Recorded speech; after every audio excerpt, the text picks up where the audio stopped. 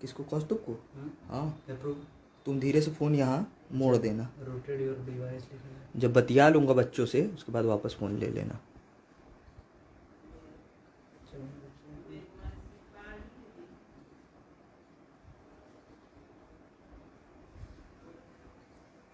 मेरा लॉजिक नहीं है, भी खत्म हो गया, रैम भी खत्म हो गया।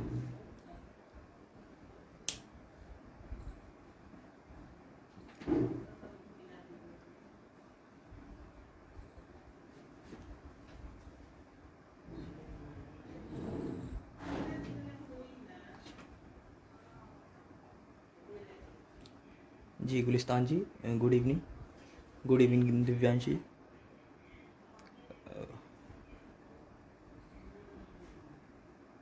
जी संजय त्रिपाठी जी, गुड इवनिंग।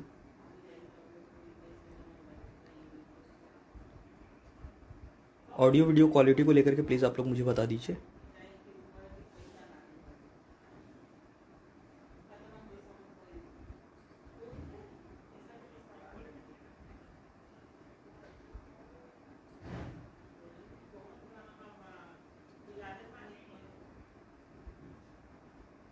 जी नीरज चौधरी जी, गुड इवनिंग।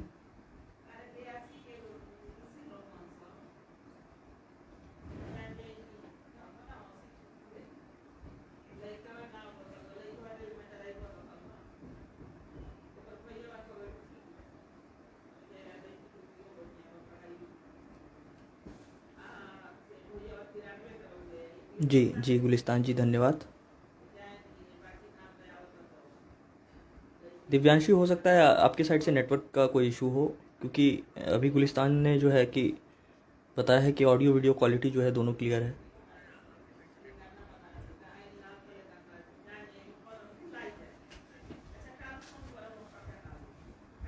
तो हम लोगों ने कल की क्लास जो की थी, हम लोगों ने अपना order 33 suit by indigent person cover कर लिया था। और डेली की क्लासेस की तरह आज भी हम पहले लास्ट क्लास के कुछ क्वेश्चंस को देखेंगे, और जो आज की हमारी क्लास होगी वो होगी ऑर्डर 32 ए पे, जो कि इंसर्ट किया गया है 1976 के अमेंडमेंट से, जो कि रूल 1 से लेकर के रूल 6 तक दिया हुआ है। तो हम ऑर्डर 32 ए पे जाएं। इससे पहले हम लास्ट क्लास के कुछ क्वेश्चंस को देख लेते हैं, उसके बाद जो है हम आज की क्लास स्टार्ट करेंगे। तो मैंने आप सभी को बताया था कि जो वर्ड है इंडिजेंट पर्सन, इसके पहले यहाँ पर कोई पार्टिकुलर अदर वर्ड दिया हुआ था, जो कि क्या हुआ, जिसको कि 1976 में ही अमेंडमेंट करके सब्स्टिट्यूट किया गया। तो प्लीज़ आप लोग मुझे ये बताइए कि इंडिजेंट पर्सन जो यहाँ पर वर्ड यूज़ किया गया था, जो कि हमने ऑर्डर 33 में देखा था, इंडिजेंट पर्सन जो प्रॉपर वर्ड है, इससे पहले यहाँ कौन सा ऐसा वर्ड था जिसे अमेंडमेंट द्वारा जो है कि क्या किया गया, रिमूव कर दिया गया, और इसकी जगह दूसरे वर्ड यानी कि इंडिजेंट पर्सन वर्ड को जो है कि यूज़ किया गया। तो प्लीज़ आप लोग मुझे आंसर करिए कि ये वर्ड कौन सा था।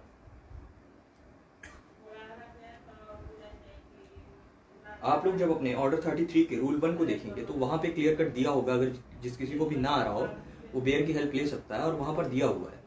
मैं ये इसलिए बता रहा हूँ कि जो छोटे छोटे पॉइंट्स हैं इसको हम एक बार देख लेते हैं, फिर हम जो है आज की क्लास स्टार्ट करेंगे। तो प्लीज़ आप लोग आंसर करिए कि इंडिजेंट पर्सन जो वर्ड यूज़ किया गया, इससे पहले यहाँ पर किस वर्ड को यूज़ किया जाता था। जी Sangeeta Singh ji, good evening. Suit by pauper, Sanjay Tripathi ji, Sanjay ji. Divyanshi ji, जी दिव्यांशी, पॉपर, पॉपर वर्ड था। और भी जिस किसी को प्रॉब्लम हो रही हो तो आप बेयर की हेल्प ले सकते हैं, और वहाँ पर दिया हुआ है। फिर मैंने बताया था कि अगर फ़ी प्रेस्क्राइब्ड है तो मिनिमम कितना अमाउंट है जो कि आपके पास अगर हो, आपके पास उतने मीन्स हों कि आपके पास वो अमाउंट जो है एक्सीड करे, तो आप एज ए पॉपर ट्रीट नहीं किए जाएंगे। तो वो जो अमाउंट दिया हुआ था वो ऑर्डर 133 के रूल 1 में ही दिया हुआ था। तो प्लीज़ आप लोग मुझे बताइए कि वो क्या अमाउंट था, जो अमाउंट वहाँ दिया हुआ था। जब मैंने लास्ट क्लास में आपको ऑर्डर 33 रूल 1 का एक्सप्लेनेशन 1 बताया था, तो वहाँ मैंने आप लोगों को बताया था। तो प्लीज़ आप लोग अमाउंट बताने का प्रयास करें, और जिस किसी को भी ना आ रहा हो आप लोग प्लीज़ बेयर देखते रहें। ये सारे जो ही पॉइंट्स हैं ये इंपॉर्टेंट हैं।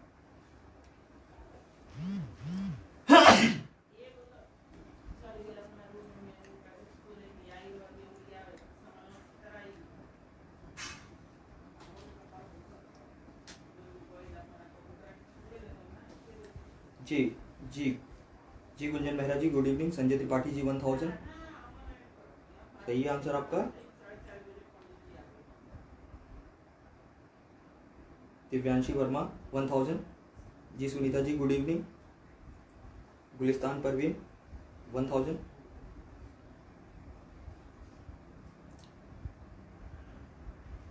अब जो है कि मैंने आपको बताया था कि यहाँ पर जो कोड है, अगर आप ऐसा कोई एप्लीकेशन लगाते हैं तो उस एप्लीकेशन के ऊपर जो इंक्वायरी कोर्ट द्वारा की जाती है वो पार्टिकुलर एक वर्ड यूज किया गया था, एक टर्म दिया गया था किसी ऑफिसर ऑफ कोर्ट को लेकर के। तो वो क्या था आप लोग प्लीज मुझे बताइए। ऐसा कौन सा ऑफिसर होता है कोर्ट का जो कि इंक्वायरी करता है, ऐसे एप्लीकेशन पे इंक्वायरी करता है?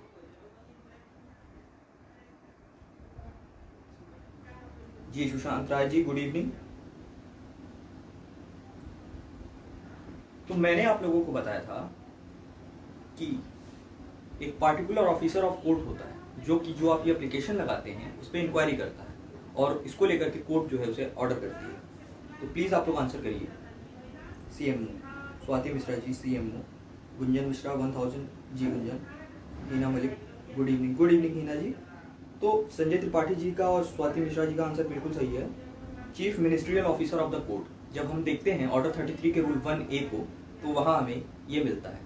फिर मैंने आपको बताया था कि कंटेंट ऑफ एप्लीकेशन को लेकर के, तो प्लीज आप लोग मुझे बताइए कि जो एप्लीकेशन आप वहाँ एज एन इंडिजिट पर्सन लगा रहे थे, इसको लेकर के जो ऑर्डर 33 में रूल था वो कौन सा रूल था जहां पर इसके बारे में बताया हुआ था, content of application.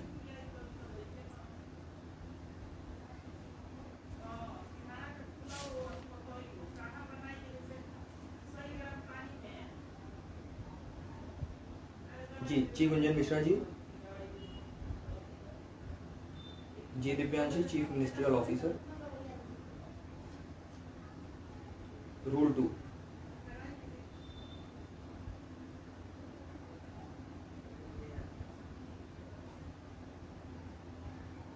Ji Sanjay Tripathi ji rule 2।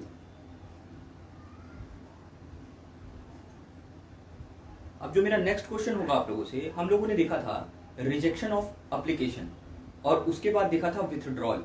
तो आप लोग प्लीज मुझे बताइए ताकि आपको भी क्लियर रहे कि ऑर्डर 33 में रिजेक्शन किस रूल के तहत होता है और विथड्रॉल का ऑर्डर कोर्ट किस रूल के तहत पास करती है। रिजेक्शन प्लस विथड्रॉल दोनों का आंसर एक साथ आना चाहिए।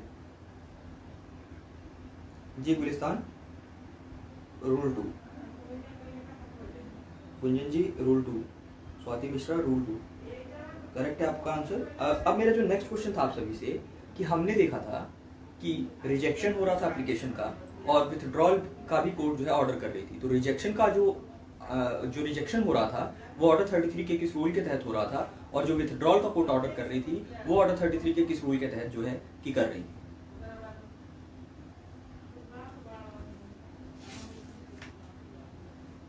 जी दिव्यांशी, संजय त्रिपाठी जी, गुंजन मिश्रा जी, बिल्कुल आप लोगों का आंसर करेक्ट है। फिर जो है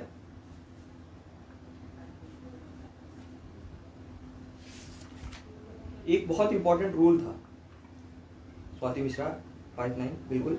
एक और भी इंपॉर्टेंट रूल हम लोगों ने देखा था ऑर्डर 33 में, जो कि डिफेंडेंट द्वारा अगर सेट ऑफ को और काउंटर क्लेम को लेकर के लाया जाता है तो वह भी सेट ऑफ के टाइम और काउंटर क्लेम के time as an indigent person अपना क्लेम ला सकता है। इसको लेकर के ऑर्डर 33 का वो कौन सा रूल था, प्लीज आप लोग आंसर करिए। संगीता सिंह जी रूल 5 रूल 9 बिल्कुल।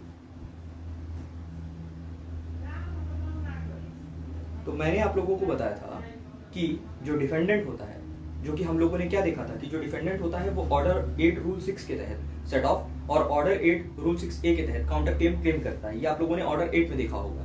तो जो डिफेंडेंट अपना सेट ऑफ और काउंटर क्लेम का क्लेम लाता है वह भी एज एन इंडिजेंट पर्सन अपना क्लेम ला सकता है, उसको अलाउ किया जा सकता है। इसको लेकर के हमने ऑर्डर 33 में पार्टिकुलर एक रूल देखा था। जी संजय त्रिपाठी जी रूल 17, संगीता सिंह जी रूल 17 बिल्कुल, गुंजन मिश्रा जी रूल 17 बिल्कुल। अब जो है कि हमने जब स्टार्ट किया था ऑर्डर 33 को, तो इससे पहले हमने कॉन्स्टिट्यूशन की कुछ प्रोविजंस को देखा था, फिर हम लोगों ने सीआरपीसी के कुछ प्रोविजंस को देखा था, ठीक है। फिर हम लोगों ने जब हम लिमिटेशन एक्ट को लेकर के देख रहे थे तो वहां भी हमने एक प्रॉपर सेक्शन देखा था। तो प्लीज आप लोग इंडियन कॉन्स्टिट्यूशन का आर्टिकल, सीआरपीसी का सेक्शन और लिमिटेशन एक्ट का सेक्शन मेंशन करते हुए अपना आंसर दीजिए कि वो कौन कौन से सेक्शन थे जिसे हमने डील किया था अपने इस टॉपिक को स्टार्ट करने से पहले। और उसके बाद आज का टॉपिक हम ऑर्डर 32A स्टार्ट करेंगे। और ऑर्डर 32A स्टार्ट करूं उससे पहले आप लोग प्लीज एक ये लास्ट क्वेश्चन का आंसर मुझे दीजिए कि हमने इंडियन कॉन्स्टिट्यूशन का पार्टिकुलर कौन सा आर्टिकल डील किया था, सीआरपीसी का कौन सा आर्टिकल सेक्शन डील किया था, और लिमिटेशन एक्ट का कौन सा सेक्शन डील किया था। जी Gulistan rule 17, Divyanshi rule 17, Gunjan Mishra rule 17, Sangeeta Singh rule 17, Sanjay Tripathi rule 17। अब आप लोग प्लीज मुझे जो मैंने लास्ट क्वेश्चन आप लोगों से लास्ट क्लास को लेकर के पूछा है प्लीज उसका आंसर करिए कि हमने इंडियन कॉन्स्टिट्यूशन, सीआरपीसी और लिमिटेशन एक्ट के पार्टिकुलर किस किस सेक्शन को या प्रोविजन को क्लास स्टार्ट करने से पहले डील किया था।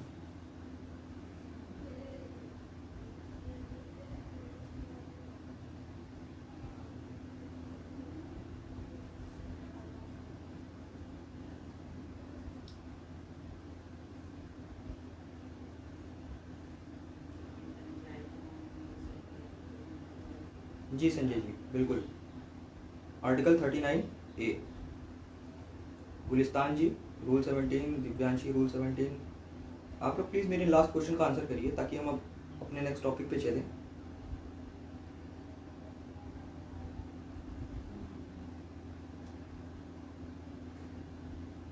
Constitution article 39A, CrPC section 304, limitation section 13 था। गुंजन मिश्रा जी वो आप देखिए जो है कि वो सेक्शन 13 था, 30 नहीं, सेक्शन 13।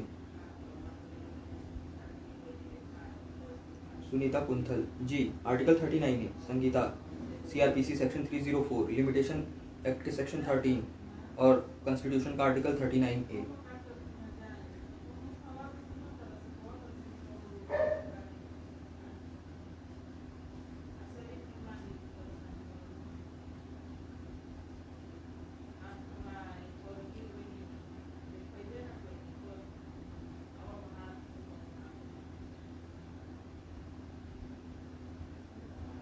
जी स्वाति रूल 17।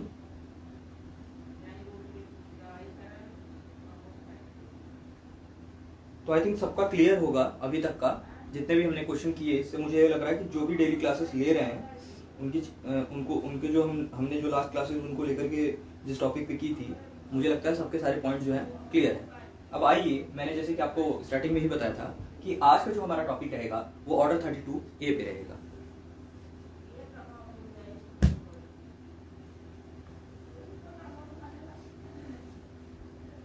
तो प्लीज आप लोग जो है अपनी बेयर में ऑर्डर 32A देखिए।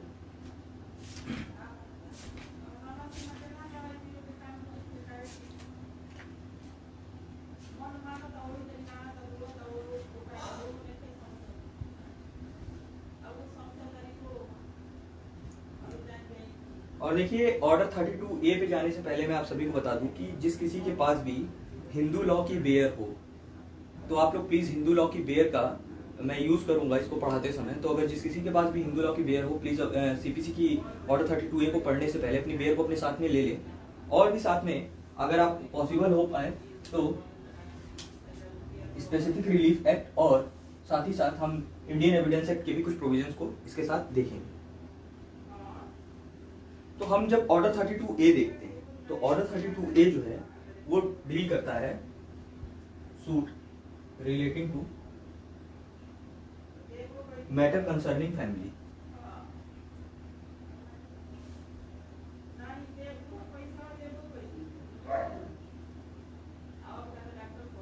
Suit relating to matter concerning family, ये है हमारा ऑर्डर 32A। इसे जब आप देखेंगे तो ये इंसर्ट किया गया था 1976 में अमेंडमेंट के द्वारा और टोटल ये रूल 1 से लेकर के रूल 6 तक जो है कवर करता है।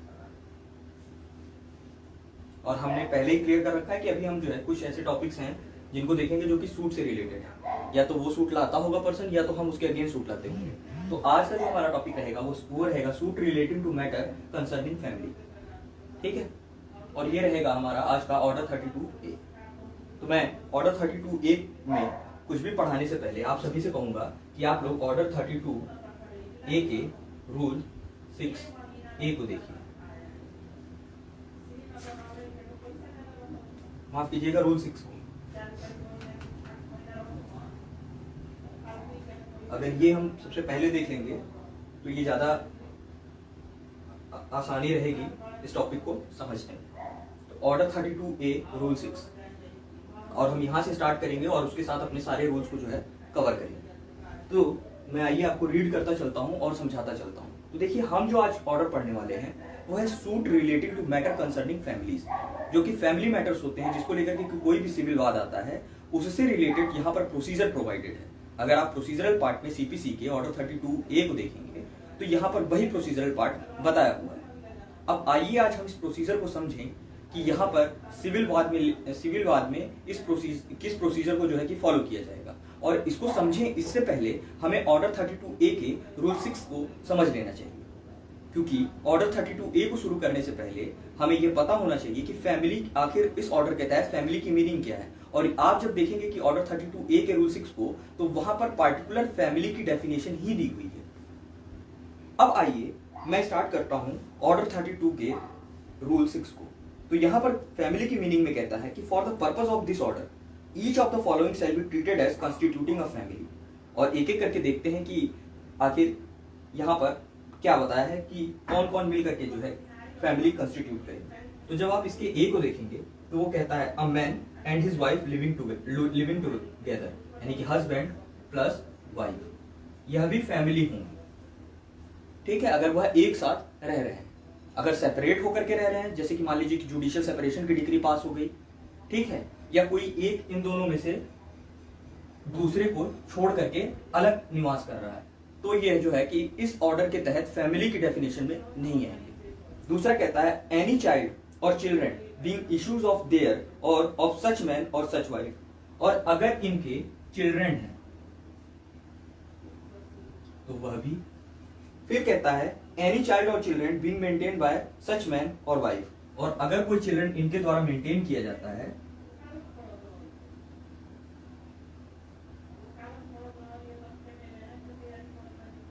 तो वह भी। ठीक है, ये था हमारा आज का पहला। दूसरा, a man not having a wife or not living together with his wife, any child or children being issues of his and any child or children being maintained by him, तो वह भी आ जाएगा फैमिली की definition में। मान लीजिए कि husband जो है वह वाइफ से सेपरेट होकर के रह रहा है, लेकिन अगर इसका कोई चाइल्ड है या किसी चाइल्ड को यह मेंटेन कर रहा है तो यह भी फैमिली की डेफिनेशन में आ जाएगा। तीसरा, a woman not having a husband or not living together with her husband, any child or children being issues of her and any child or children being maintained by her. फिर जो यहाँ पर B में husband को लेकर के दिया था या मैन को लेकर के दिया था, वही यहाँ सी में वुमेन को लेकर के दिया हुआ है कि अपने हस्बैंड से सेपरेट रह रही है और इसका कोई चाइल्ड है या कोई चाइल्ड इसके द्वारा अगर मेंटेन किया जा रहा है, तो यह अगर उसके साथ रह रही है तो यह भी फैमिली के डेफिनेशन में आ जाएगा। तीसरा, चौथा, अ मैन और अ वुमन एंड हिज और हर ब्रदर, सिस्टर, एंसेस्टर और linear descendant living with him और हर, चाहे कोई मैन हो चाहे कोई वुमेन हो, उसका कोई भाई हो, उसकी कोई बहन हो, उसका कोई एंसेस्टर हो, कोई लीनियर डिसेंडेंट हो, अगर यह एक साथ रह रहे हैं तो यह भी माना जाएगा कि यह क्या है, एक फैमिली बनाते हैं। फिर last, any combination of one or more of the groups specified in clause A, B and C and D, और अगर जो यहां हमने डी देखा तो इनमें से इन किसी का भी कोई एक कॉम्बिनेशन निकल करके आ जाता है तो वह भी क्या होगा, फैमिली होगा। ठीक है, और लास्ट में इसका एक्सप्लेनेशन जानना जरूरी है, वह इसलिए कि वो क्लियर करता है कि ये जो सिविल प्रोसीजर कोड है, यह अगर कोई स्पेशल लॉ बना होगा और उसमें भी सेम प्रोसीजर होंगे तो स्पेशल लॉ ही प्रिवेल करेगा। कैसे? तो ये एक्सप्लेनेशन कहता है कि for the avoidance of a doubts it is here bye declare that the provision of rule 6 shall be without any prejudice to the concept of family in any personal law or in any other law for the time being in force।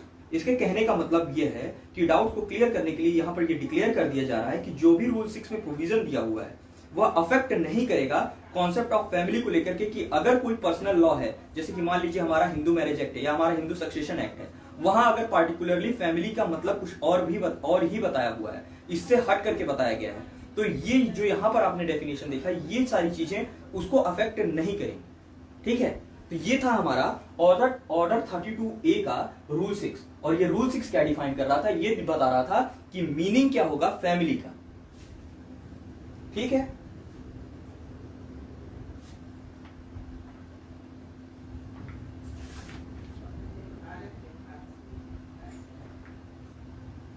अब जो है कि हम लोग order 32A के rule 1 से आगे की क्लास स्टार्ट करेंगे।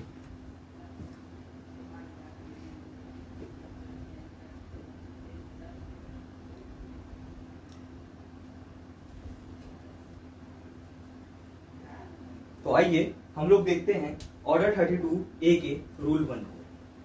तो कहता है कि एप्लीकेशन कहां कहां होगा। जो हमने ऑर्डर 32A देखा, इस ऑर्डर का एप्लीकेशन कहां कहां होगा। तो कहता है कि the provision of this order shall apply to suit और proceeding relating to matter concerning the family.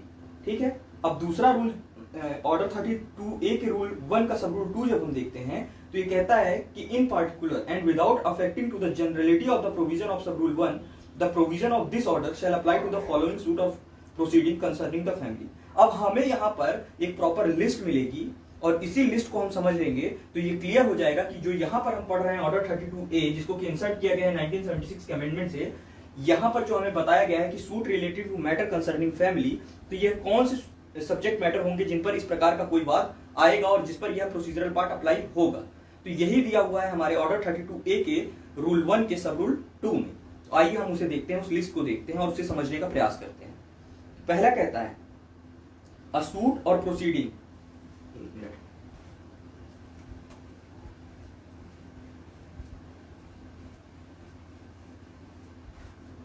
पहला कहता है अ सूट और proceeding for matrimonial relief. Matrimonial relief. फिर कहता है इंक्लूडिंग अ सूट और proceeding for declaration as to validity of marriage.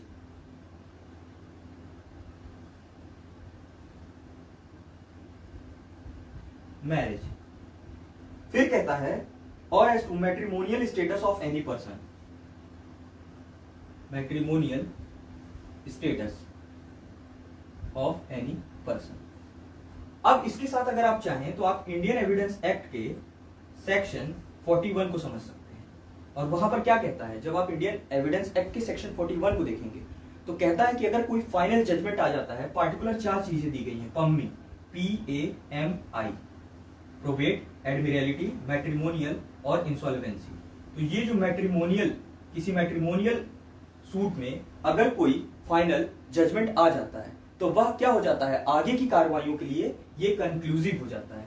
तो ये चाहे तो आप section 41 of Indian evidence act को इस ऑर्डर 32A के रूल 1 के सब रूल 2 के पहले पार्ट में ऐड कर सकते हैं। इसके बाद आप यहां पर देखेंगे दूसरा, जब आप देखेंगे सेक्शन 34 को, किसके, स्पेशल रिलीफ एक्ट 1963 के, तो ये बात बताता है डिक्लेरेशन को लेकर के। जब आप ऑर्डर सेक्शन 34 को रीड करेंगे तो वो कहता है कि any person entitled to any legal character or to any right as to any property may institute a suit against any person denying or interested to deny his title to such character or right to such property, and the court may in its discretion make therein a declaration that he is so entitled and the plaintiff need not in such suit ask for any further relief। तो यहाँ पर वही जो मैं यहाँ पर आपको बता रहा हूँ कि आपने यहाँ पर क्या देखा, आपने देखा मैट्रिमोनियल रिलीफ को लेकर के या declaration of validity of marriage को लेकर के। तो जो यहाँ पर आप डिक्लेरेशन को लेकर के देख रहे हैं, हम जब स्पेसिफिक रिलीफ एक्ट पढ़ते हैं तो वहां पर भी सेक्शन 34 जो है कि वो इसी की बात करता है, किसकी, डिक्लेरेटरी डिग्री की। तो आप चाहें तो इसे भी यहां पर क्या कर सकते हैं, ऐड कर सकते हैं।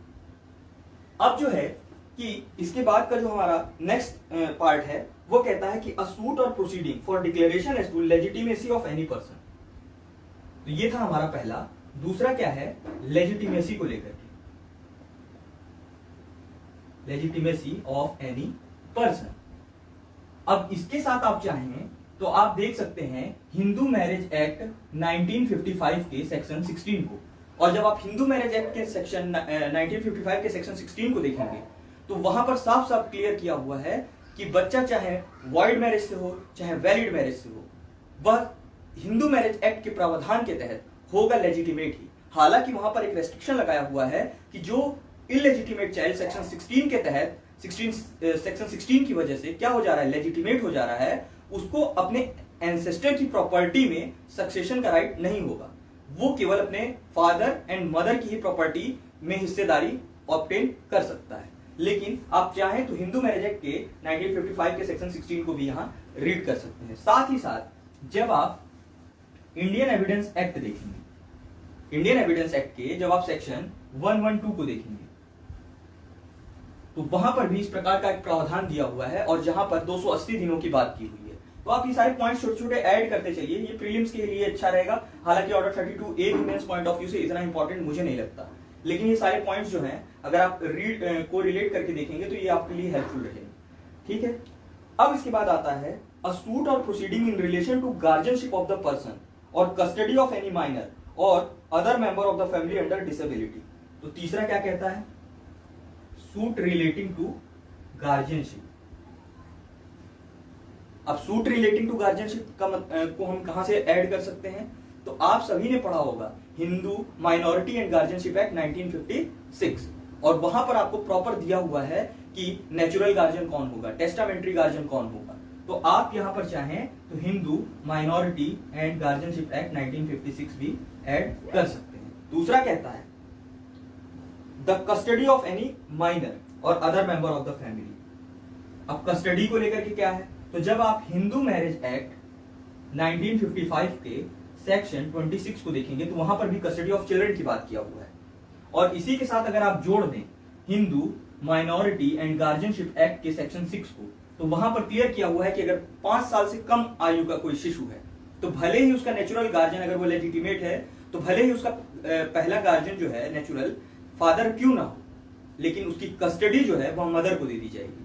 और जब यही आप मुस्लिम लॉ में देखते हैं शिया और सुन्नी को लेकर के, आप सभी ने मुस्लिम लॉ पढ़ा होगा और आपने देखा होगा शिया और सुन्नी को लेकर के, तो जब आप शिया में देखेंगे तो शिया में दिया हुआ है बॉय के लिए 7 ईयर और गर्ल के लिए एज ऑफ प्यूबर्टी यानी बिलो 15 ईयर। फिर आप अगर सुन्नी में देखेंगे तो बॉय के लिए दिया हुआ है 2 ईयर्स और गर्ल के लिए दिया हुआ है 7 ईयर। अगर इससे कम एज के बच्चे हैं शिया में या सुन्नी में तो वहां पर भी कस्टडी जो है इनकी मदर को दी जाती है। तो ये था हमारा थर्ड। अब आइए देखते हैं चौथा, अ सूट और प्रोसीडिंग फॉर मेंटेनेंस। देखिए ये सारी चीजें मैं क्यों ऐड करा रहा हूं, कहीं ना कहीं सारी चीजें एक दूसरे से रिलेटेड है। अब अगर कोई लेजिटिमेसी को लेकर के कोई मान लीजिए कि सूट इंस्टीट्यूट होता है तो जाहिर सी बात है कि वहां हिंदू मैरिज एक्ट 1955 का सेक्शन 16 डील होगा ही होगा। जाहिर सी बात है वहां इंडियन एविडेंस एक्ट का सेक्शन 112 डील होगा ही होगा। फिर चाहे कि हमारा मैट्रिमोनियल रिलीफ को लेकर के अगर कोई सूट आता है या declaration of validity of marriage को लेकर के डिक्लेरेटरी सूट आता है तो एसआरए के सेक्शन 34 को देखा ही जाएगा। और मैंने आपको जो इंडियन एविडेंस एक्ट का सेक्शन 41 बताया, ये भी इस मैट्रिमोनियल रिलीफ जो यहाँ पर सूट आ रहा है, अगर मान लीजिए कि इसको लेकर के पहले ही कोई फाइनल जजमेंट आ रखा है तो ये इसको बार कर देगा, क्योंकि ये उसके लिए क्या हो जाएगा, कंक्लूसिव प्रूफ हो जाएगा। और ये जब आप देखेंगे इंडियन एविडेंस एक्ट सेक्शन 41 तो वहां आपको मिल जाएगा। फिर मैंने आपको बताया कि सूट रिलेटेड टू गार्जियनशिप है, तो इसके लिए हमें पता होना चाहिए कि हिंदूज में गार्जियनशिप को लेकर के Hindu minority and guardianship act 1956 जो है बना हुआ है, जो कि टोटल 13 सेक्शन जो है कवर करता है। फिर मैंने आपको बताया custody of child. Custody of child को लेकर के मैंने हिंदू लॉ में आपको बताया कि सेक्शन 26 आपको देखने को मिलेगा हिंदू मैरिज एक्ट 1955 में, और सेक्शन 6 आपको मिलेगा किसमें, Hindu minority and guardianship act में। और सेक्शन 6 जब आप देखेंगे तो वहां पर कहता है कि अगर 5 साल से कम आयु का कोई शिशु है तो भले ही वह लेजिटिमेट शिशु का नेचुरल गार्जियन पहले पिता क्यों ना हो, वहां पर उसकी गार्जियनशिप जो है उसकी मदर को दे दी जाती है। और फिर मैंने आपको शिया और सुन्नी में बताया कि एक डिफरेंस है कि शिया में क्या होता है कि अगर 7 वर्ष से कम आयु का कोई शिशु है, ठीक है, तो उसकी जो गार्जियनशिप होती है, वो कस्टडी होती है, वो मदर के पास जाती है। और अगर कोई गर्ल है जिसकी एज ऑफ प्यूबर्टी जो है कंप्लीट नहीं हुई है या अटेन नहीं की हुई है, तो उस लड़की की भी कस्टडी जो है कि किसके पास जाती है, मदर के पास। फिर हमने देखा सुन्नी लॉ में तो बॉय के लिए 2 ईयर और गर्ल के लिए 7 ईयर। अब आता है अ सूट और प्रोसीडिंग फॉर मेंटेनेंस।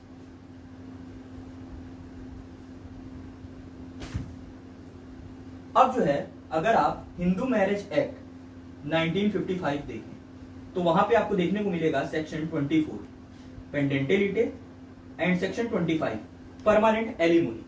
तो during pendency of the suit section 24 के तहत क्या क्लेम कर सकता है हस्बैंड वाइफ से या वाइफ हस्बैंड से कोर्ट में मेंटेनेंस क्लेम कर सकते हैं। और सेक्शन 25 में भी यही दिया हुआ है परमानेंट एलिमोनी को लेकर के। और एक चीज इंपॉर्टेंट यहाँ पर यह है कि सेक्शन 24 और 25 में आपको देखने को मिलेगा कि हस्बैंड और वाइफ दोनों के पास मेंटेनेंस क्लेम करने का राइट है। आपको बहुत जगह वाइफ को लेकर के तो दिख जाएगा, लेकिन हस्बैंड को लेकर के नहीं मिलता। तो जब आप सेक्शन 24 और 25 को देखेंगे तो देखिए यहाँ पर क्या दिया हुआ है कि अगर कोई भी सूट रिलेटेड टू किसके आता है, मेंटेनेंस को लेकर के, तो जाहिर सी बात है अगर आप हिंदू हैं तो आप सेक्शन 24 और सेक्शन 25 हिंदू मैरिज एक्ट का डील होगा ही होगा अगर वाइफ हस्बैंड से या हस्बैंड वाइफ से मेंटेनेंस क्लेम करते हैं तो। फिर यही नहीं रुकता है, इसके बाद जब आप देखेंगे Hindu adoption and maintenance act 1956। तो जब आप Hindu adoption and maintenance act देखेंगे तो वहां आपको सेक्शन 17 से माफ कीजिएगा सेक्शन 18 से मिल जाएगा मेंटेनेंस को लेकर के प्रावधान। और जब आप सेक्शन 18 देखेंगे तो आपको वहां देखने को मिलेगा कि वाइफ हस्बैंड से क्लेम कर सकती है मेंटेनेंस, और वहां पर एक वाइफ को स्पेशल राइट भी दिया हुआ है कि वो हस्बैंड से सेपरेट रह करके भी अपने राइट को जो है क्लेम कर सकती है। फिर आपको सेक्शन 19 में मिलेगा कि जो विडो डॉटर इन लॉ है वह अपने फादर इन लॉ से मेंटेनेंस क्लेम कर सकती है। हालांकि वहां फादर इन लॉ की क्या होती है, पर्सनल कोई ऑब्लिगेशन नहीं होती है कि वो आपको मेंटेनेंस दे ही दे, वो उसी पोर्शन से उसी स्टेट से आपको मेंटेनेंस देता है जो कि आपके हिस्से में आता है। फिर उसके बाद आपको देखने को मिलेगा सेक्शन 20, वहां पे बात किया हुआ है चिल्ड्रन और एज्ड पर्सन के मेंटेनेंस को।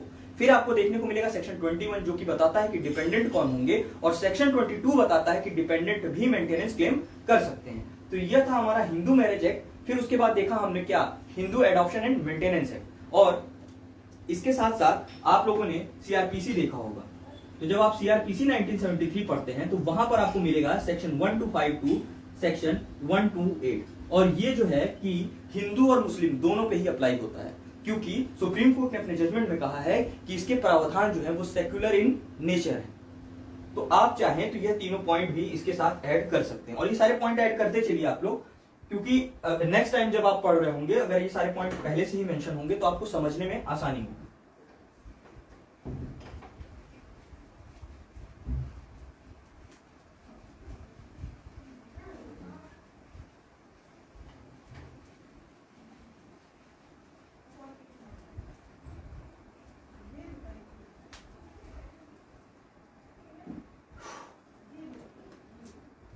फिर आता है हमारा सूट और proceeding as to the validity और इफेक्ट ऑफ एन एडॉप्शन। तो यहां पर आता है किसको लेकर के, एडॉप्शन को। और अगर आप मान लीजिए कि आप हिंदू हैं तो जाहिर सी बात है जब आप Hindu adoption and maintenance act 1956 पढ़ते हैं तो आपने देखा होगा कि Hindu adoption and maintenance act 1956 का सेक्शन 5 जो है वो साफ साफ कहता है कि अगर किसी भी प्रकार के किसी हिंदू द्वारा इस एक्ट पास होने के बाद अगर इस एक्ट के प्रोविजंस के को बिना फॉलो करते हुए, यानी कि सेक्शन 5 टू सेक्शन 17 जो भी प्रोसीजर या जो भी प्रोविजन दिए हुए हैं, अगर आप इनको बिना फॉलो किए कोई भी एडॉप्शन करते हैं तो वो किया गया एडॉप्शन क्या हो जाएगा, वॉइड हो जाएगा। ठीक है, तो ये था हमारा अगला कि अगर कोई भी सूट या प्रोसीडिंग आती है किसकी वैलिडिटी को लेकर के, एडॉप्शन की वैलिडिटी को लेकर के, तो यहां पर वही बताया हुआ है कि यहाँ पर पूरी एक लिस्ट दी हुई है सूट को रिलेटेड। और मैं यहाँ पर आपको बताता चल रहा था कि अदर चाहे हिंदू लॉ हो चाहे मुस्लिम लॉ हो, तो वहां जो अदर प्रोविजन जो इसके साथ ऐड हो सकते हैं या और भी कोई लॉ हो, जैसे इंडियन एविडेंस एक्ट हुआ या स्पेसिफिक रिलीफ एक्ट हुआ या सीआरपीसी 1973 हुआ, तो उसके कौन से प्रोविजन यहाँ ऐड ऑन हो सकते हैं। अगर आप इनको ऐड करके रखेंगे तो आपको लास्ट में ये सारे पॉइंट्स अपने मतलब आपको इजिली जो है याद हो जाएंगे। फिर उसके बाद कहता है सूट और proceeding instituted by a member of the family relating to will, intestacy and succession. तो विल, इंटेस्टेसी और सक्सेशन, इसको लेकर के भी अगर कोई सूट आता है तो वह भी इस ऑर्डर के तहत सारे प्रोविजंस को जो है कि फॉलो किया जाएगा। फिर कहता है कि अगर अ सूट और proceeding related to any other matter concerning the family in respect of which the parties are subject to their personal law. और फिर कहता है कि अगर कोई भी सूट है या कोई भी प्रोसीडिंग है वह रिलेटेड है कैसे, किसी भी मैटर से, फैमिली से रिलेटेड, जो कि पार्टीज जो है कि वो सब्जेक्ट टू हैं अपने पर्सनल लॉज के तहत। ठीक है, तो यह सारे जो भी लिस्ट यहां पर दी हुई है, ये लिस्ट यही बताती है कि कहां कहां एप्लीकेशन होगा इस ऑर्डर का। तो हमने देखा कि suit relating to matrimonial relief, suit relating to declaration as to validity of a marriage, suit relating to declaration as to matrimonial status, suit और proceeding related to declaration as to legitimacy of any person, suit और proceeding related to guardianship, suit और proceeding related to custody of a minor, suit और proceeding for maintenance, suit और proceeding as to the validity और effect of an adoption. यानी कि effect को भी लेकर के अगर कोई सूट आता है एडॉप्शन से रिलेटेड तो वह भी जो है कि उस पे भी इस ऑर्डर के प्रोविजंस अप्लाई होंगे, फिर चाहे विल को लेकर के हो, ठीक है, फिर चाहे इंटेस्टेसी को लेकर के हो, फिर चाहे सक्सेशन को लेकर के हो, या कोई ऐसा सूट या प्रोसीडिंग जिसको लेकर के वह पर्सन अपने पर्सनल लॉ के तहत जो है सब्जेक्ट टू है, तो वह उसको भी लेकर के अगर वह कोई सूट लाता है तो उस पे भी जो है ऑर्डर 32A के प्रोविजंस का क्या होगा, एप्लीकेशन होगा। तो ये था हमारी, ये जो पूरी लिस्ट थी हमारी, ये था हमारा ऑर्डर 32A के रूल 1, और हमने ऑर्डर 32A के रूल 6 को भी कवर कर लिया है। तो अब जो शेष बचता है वो बचता है ऑर्डर 32A का रूल 2, रूल 3, रूल 4, रूल 5। आइए देखते हैं कि ऑर्डर 32A के रूल 2 में क्या दिया हुआ है। तो ये कहता है कि proceeding to be held in camera, order 32A rule 2 कहता है कि जो भी प्रोसीडिंग होगी वह कैमरा प्रोसीडिंग होगी, यानी कि जो भी एक लिस्ट दी हुई है इससे रिलेटेड अगर कोई भी सूट इंस्टीट्यूट होता है तो वहां पर जो कार्रवाई चलेगी वो इन कैमरा चलेगी। आइए मैं रीड करता हूं। कहता है इन एवरी सूट और proceeding to which this order apply the proceeding may be held in camera if the court so desire and shall be so held if either party so desire. अगर court को लगता है या parties को लगता है तो जो भी कार्रवाई, जो भी प्रोसीडिंग चलेगा वो कैसे चलेगा, इन कैमरा चलेगा। और आगे बढ़े इससे पहले मैंने आपको बताया था कि हमने सेक्शन 153B में देखा है कि वहां पर बात किया हुआ है ओपन कोर्ट को लेकर के। तो अगर कल को आपसे क्वेश्चन पूछे कि ओपन कोर्ट को लेकर के सीपीसी में सब्सटेंटिव पार्ट में किस सेक्शन में डील किया गया है, तो आपको देखने को मिलेगा सेक्शन 153B। और यहां पर बात किया हुआ है कि जो भी सूट जिसपे ये इस ऑर्डर का एप्लीकेशन होगा वहां पर अगर कोर्ट को लगता है और पार्टीज को लगता है तो वहां पर जो भी प्रोसीडिंग चलेगी वह कैसे चलेगी, इन कैमरा चलेगी। और इसके साथ चाहें तो आप देख सकते हैं, जब आपने हिंदू मैरिज एक्ट पढ़ा होगा 1955 तो आपने वहां पर देखा होगा सेक्शन 22, और वहां पर भी बात करता है कैमरा प्रोसीडिंग की। और साथ ही साथ वहां पर दिया हुआ है कि हाई कोर्ट और सुप्रीम कोर्ट को छोड़ करके अगर हिंदू मैरिज एक्ट के तहत कोई प्रोसीडिंग चलती है इन कैमरा और उसको अगर कोई पर्सन क्या कर देता है, पब्लिश कर देता है, तो उसके ऊपर 1000 रुपए की पेनल्टी इंपोज कर दी जाएगी, यानी उससे फाइन वसूला जाएगा मैक्सिमम 1000 रुपीज का। तो आप चाहें तो यहाँ पर ऑर्डर 32A के रूल 2 के साथ हिंदू मैरिज एक्ट के सेक्शन 22 को भी ऐड कर सकते हैं और 153B ऑफ सीपीसी को भी ऐड कर सकते हैं। 153B of CPC open court को बताता है और section 22 of Hindu marriage act बताता है कि हिंदू मैरिज एक्ट के तहत अगर कोई भी प्रोसीडिंग चल रही है तो वो कैसे चलेगी, वो इन कैमरा चलेगी। फिर आइए देखते हैं ऑर्डर 32A के रूल 3 को। ये कहता है duty of court to make effort for settlement. पहला कहता है कि सभी प्रकार के सूट और प्रोसीडिंग में जहां जहां इस ऑर्डर का एप्लीकेशन होगा, कहां कहां एप्लीकेशन होगा, ये हमने ऑर्डर 32A के रूल 1 को देख लिया है। An endeavor shall be made by the court in the first instance where it is possible to do so consistent with the nature and circumstances of the case to assist the parties in arriving at settlement in respect of the subject matter of the suit। तो यहां पर simple सा ये दिया हुआ है कि हर suit में और प्रोसीडिंग में जहां जहां इस एप्लीकेशन है ऑर्डर 32A का, उस प्रोसीडिंग में कोर्ट क्या करने का प्रयास करेगी, कोर्ट पहले सेटलमेंट कराने का प्रयास करेगी। और इसको लेकर के जब आप देखेंगे तो हमने section 89 read with order 10 rule 1A plus rule 1B plus rule 1C cover किया हुआ है। और यही नहीं, जब आप हिंदू मैरिज एक्ट देखेंगे तो हिंदू मैरिज एक्ट के सेक्शन 23 में भी आपको सेम प्रोविजन मिल जाएगा। और वहां पर कोर्ट जो है 15 दिन के लिए एडजर्न कर दे सकती है प्रोसीडिंग को, ताकि पार्टीज के बीच में रिकंसिलिएशन कराया जा सके। और ये रिकंसिलिएशन कैसे होगा, सेटलमेंट के थ्रू। और जब आप सीपीसी में देखते हैं, आप क्या देखते हैं, settlement of dispute outside court को लेकर के, तो आप सब्सटेंटिव पार्ट में सेक्शन 89 को देखते हैं और प्रोसीजरल पार्ट में ऑर्डर 10 के रूल 1A को, रूल 1B को, रूल 1C को देखते हैं। फिर इसका दूसरा पार्ट कहता है कि if in any such suit और proceeding at any stage it appears to the court that there is a reasonable possibility of a settlement between the parties, the court may adjourn the proceeding for such period as it think fit to enable attempt to be made to effect such settlement. फिर यहाँ पर वही simple सी बात कहा हुआ है जो मैंने आपको बताया कि हिंदू मैरिज एक्ट के सेक्शन 23 के क्लॉज 3 में 15 दिन का जो वहां पर कोर्ट एडजर्नमेंट लेती है, किस लिए? ताकि रिकंसिलिएशन कराया जा सके।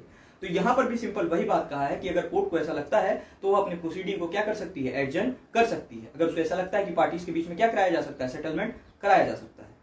और इसका लास्ट पार्ट है, वो कहता है कि the power conferred by sub rule 2 shall be in addition and not in derogation of any other power of the court. तो यहाँ पर सिंपल सी बात ये कहा है कि जो पावर कोर्ट को मिल रही है कहाँ? ऑर्डर 32A के रूल 3 में, वह कोर्ट की पावर इन एडिशन टू है, ना कि उसके किसी अन्य पावर को डेरोगेट करते हुए। यानी कि वो इसको एक एक्स्ट्रा पावर दी गई है कि कोर्ट क्या प्रयास करे? कोर्ट पार्टीज के बीच में सेटल कराने का प्रयास करे। क्यों ऐसा प्रोविजन दिया गया है?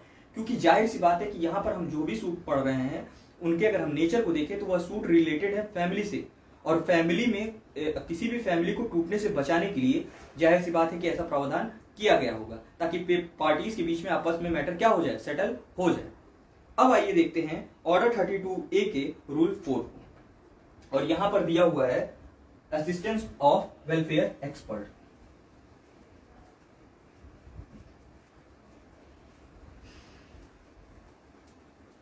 अब जो आप लोगों ने यहां पर देखा ऑर्डर 32A में रूल 3 में कोर्ट क्या करा रही थी? सेटलमेंट कराने का प्रयास कर रही थी। अब जब आप देखेंगे ऑर्डर 32A के रूल 4 में, तो वहां पर दिया है कि कोर्ट किसका हेल्प ले सकती है? वेलफेयर एक्सपर्ट का। तो आइए हम देखते हैं ऑर्डर 32A के रूल 4 को। तो ऑर्डर 32A के रूल 4 को मैं रीड करता हूं। तो ये कहता है कि इन एवरी सूट और proceeding to which this order apply it shall be open to the court to secure the services of such person, preferably a women where available whether related to the parties और not. तो यहां पर कहता है कि जो भी आपने देखा ऑर्डर 32A में जो भी सूट या प्रोसीडिंग चल रही है जिसपे ये ऑर्डर अप्लाई होगा, तो वहां पर क्या कह रहा है कि जो है कि कोर्ट के लिए ओपन होगा कि वह जो है किससे सर्विस ले सकता है, किससे हेल्प ले सकता है, असिस्टेंस ले सकता है, किसी से भी असिस्टेंस या हेल्प ले सकता है। लेकिन अगर कोई महिला है तो उसे प्रेफरेंस दिया जाएगा, चाहे वह जो पार्टीज हैं सूट को लेकर के उनसे वो रिलेटेड हो या उनसे वो रिलेटेड ना हो, यानी कि उनकी सगी संबंधी हो या ना हो, उससे हेल्प लिया जा सकता है, उससे असिस्टेंस लिया जा सकता है। फिर कहता है और पार्टीज और not including a person professionally engaged in promoting the welfare of the family as the court may think fit. और साथ ही साथ अगर मान लीजिए कि कोई महिला का असिस्टेंस नहीं मिल पाता या किसी अन्य पर्सन का नहीं मिल पाता है, तो कोई ऐसा पर्सन है जो कि प्रोफेशनली ही इंगेज है प्रमोट करने के लिए किस चीज को? Welfare of the family. मान लीजिए कि कोई ऐसी एजेंसी है जो कि क्या कराती है फ्री ऑफ कॉस्ट, या कोई एनजीओ है जो कि मान लीजिए कि क्लिनिक्स लगाती है, और उन क्लिनिक में वो क्या करती है कि वह जो पारिवारिक वाद होते हैं या जिसमें पार्टीज जो कि फैमिली से रिलेटेड मैटर पे ही क्या करती हैं कि एक दूसरे से जो है एक दूसरे के खिलाफ खड़ी होती हैं, तो वो उनकी काउंसलिंग करके मैटर को जो है कि सेटल कराने का प्रयास करते हैं। तो अगर कोई ऐसी एजेंसी है, कोई ऐसा एनजीओ है या कोई ऐसा पर्सन है जो इस प्रकार का कोई कार्य करता है, तो कोर्ट उसकी भी सहायता ले सकती है। तो यहाँ पर यही बताया हुआ कि कोर्ट असिस्टेंस ले सकती है वेलफेयर एक्सपर्ट का, ठीक है। और या तो और वो यहाँ पर प्रेफरेंस किसको देगी? अगर हो सके पॉसिबल तो किसी महिला को, चाहे वह उनकी सगे संबंधी हो या ना हो। लेकिन अगर मान लीजिए कि कोई महिला अवेलेबल नहीं है तो वो साथ ही साथ किसकी हेल्प ले सकते हैं, असिस्टेंस ले सकते हैं? कोई ऐसा पर्सन जो कि फैमिली वेलफेयर के लिए क्या करता है? काम करता है। ये था आपका ऑर्डर 32A का रूल 4। अब आज की क्लास का एक लास्ट रूल बचा हुआ है, ऑर्डर 32A रूल 5। फिर आज का हमारा टॉपिक जो था कि suit relating to matter concerning family, ये जो है कि कंप्लीट हो जाएगा, और फिर उसके बाद हम एक बार इसे समराइज कर लेंगे। तो आइए देखते हैं कि ऑर्डर 32A का रूल 5 क्या कहता है। ये कहता है duty to inquire into fact. तो यहाँ बस सिंपल सी बात कहा हुआ है कि जो भी सूट और प्रोसीडिंग यहाँ चलेगी, अगर पॉसिबल हो तो कोर्ट क्या करेगा? कोर्ट उसको लेकर के इंक्वायरी भी करेगा। यही दिया हुआ है ऑर्डर 32A के 5 में। कहता है कि इन एवरी सूट और proceeding to which this order applied, it shall be duty of the court to inquire so far as it reasonably can into the facts alleged by the plaintiff and into any fact alleged by the defendant। तो अगर reasonable हो या नहीं, अगर possible हो तो court क्या करेगा, कोर्ट यहाँ पर इंक्वायरी करेगा उन फैक्ट्स को लेकर के कि जो भी प्लेंटिफ ने एलिज्ड किया है अपने प्लेंट में, और जो सामने से रिटन स्टेटमेंट में डिफेंडेंट ने जो भी फैक्ट्स रखे हैं उनको, इन दोनों फैक्ट्स को लेकर के वह क्या कर सकता है, कोर्ट जो है इंक्वायरी कर सकता है। तो आइए आज की क्लास में हमने जो भी पढ़ा उसे एक बार हम समराइज करें। अभी तक अगर किसी को कोई प्रॉब्लम आई हो तो प्लीज आप लोग मुझे बताइए।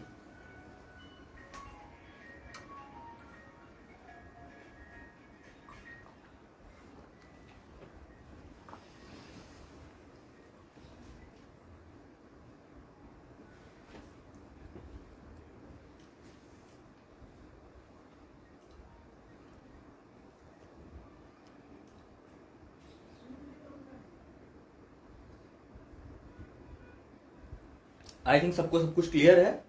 तो मैंने आज जब हम लोगों ने ऑर्डर 32A को स्टार्ट किया था तो मैंने आपको बताया था कि 1976 में अमेंडमेंट से ऐड हुआ है। टोटल यहाँ पर 6 रूल हैं। 6 रूल को पढ़ते समय हमने ऑर्डर 32A के रूल 6 को देखा, तो वहाँ पर फैमिली की मीनिंग बताया कि आखिर जो इसका एप्लीकेशन होगा ऑर्डर का, उसके तहत जो फैमिली की मीनिंग में आएंगे वह कब कब कौन कौन आएगा। फिर हम लोगों ने ऑर्डर 32A के रूल 1 को देखा कि आखिर इस ऑर्डर का एप्लीकेशन किस प्रकार के सूट और प्रोसीडिंग पे होगा। वहां पर हमें एक प्रॉपर लिस्ट दी हुई थी जिसके तहत हमें समझ में आता है कि पार्टिकुलर जो है कि इन कंसर्निंग मैटर्स पे जो है कि इस ऑर्डर का एप्लीकेशन होगा। फिर हमने ऑर्डर 32A के रूल 2 को देखा। वह साफ साफ कहता है कि जो भी सूट और प्रोसीडिंग चलेगा इस ऑर्डर के तहत, जिसपे इस ऑर्डर का एप्लीकेशन है, वो जो प्रोसीडिंग होगी वह इन कैमरा होगी। ठीक है।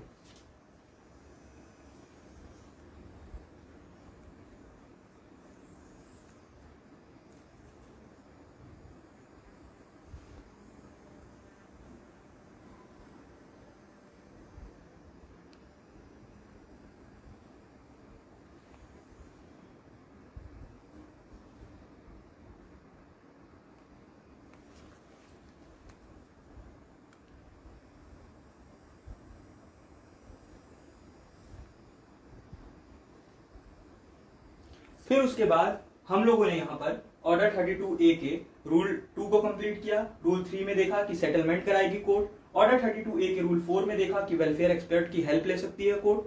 फिर उसके बाद हमने ऑर्डर 32A के रूल 5 को, जो कि लास्ट था, उसमें हमने देखा कि वहां पर कोर्ट क्या करेगी, अगर पॉसिबल हो तो जो भी फैक्ट्स को लेकर के प्लेंटिफ आया है या डिफेंडेंट आया है उनको क्या करेगी, उन पे इंक्वायरी करेगी। तो आज का हमारा टॉपिक कंप्लीट होता है। अगर आप लोगों को अच्छा लगा हो तो प्लीज लाइक करना और शेयर करना ना भूलें। आज की क्लास अटेंड करने के लिए आप सभी का धन्यवाद।